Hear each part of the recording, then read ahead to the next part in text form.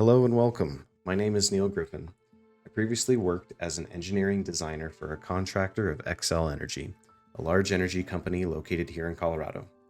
An overview of my job was to design gas and electric grids for residential and commercial customers using GIS, a geographic information system. It was my job to design the preliminary pathways that service and distribution gas lines and electric lines would take in accordance with state and federal regulations. My design would then be sent to a construction crew to build said lines. Here's a quick look at GIS through the electric layer.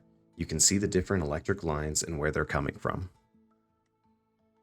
Electric power generation can come from a few sources, such as nuclear, coal, hydroelectric, wind, and solar.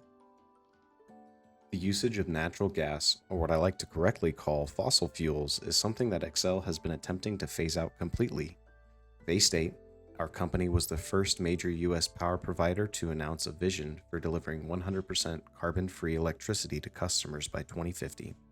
We're taking groundbreaking steps that can reduce carbon emissions at least 80% from the electricity we provide by 2030.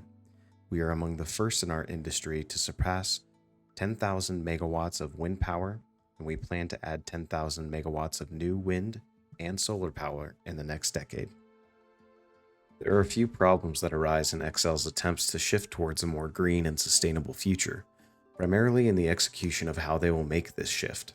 First, solar energy generation, while in of itself does not produce carbon, is not in its current form sustainable.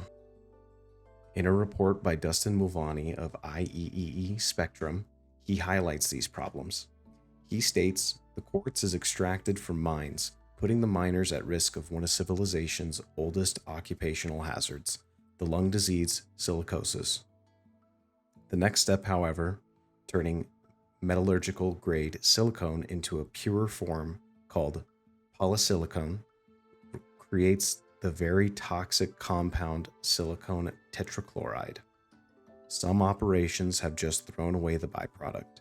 If exposed to water, and that's hard to prevent if it's casually dumped, the silicon tetrachloride releases hydrochloric acid, acidifying the soil and emitting harmful fumes. Continuing to use nuclear power presents issues as well, as while the power generated from nuclear reactors is carbon-free, the waste can be extremely damaging. The U.S. Energy Information Administration states, a major environmental concern related to nuclear power is the creation of radioactive waste such as uranium, mill tailings, spent used reactor fuel, and other radioactive wastes. These materials can remain radioactive and dangerous to human health for thousands of years. To add to this, there is always the possibility that a nuclear disaster occurs, such as in Chernobyl or in Fukushima.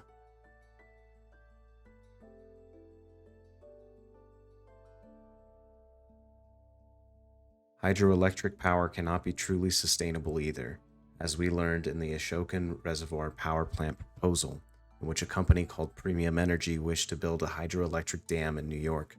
Not only were they infringing on the forest preserve, but the effects of the hydroelectric dam would ripple into neighboring ecosystems, harming biodiversity. While it may seem as if every option provided to cut emissions has a repercussion of sorts, I believe it would be in the best interest of Xcel Energy to work with wind power the most. According to the Office of Energy Efficiency and Renewable Energy, about 85% to 90% of the mass of a wind turbine is made of materials that can already be commercially recycled. To me, Xcel and energy companies like them should be investing in research to make the energy truly sustainable. Even wind turbines require rare earth elements that must be mined.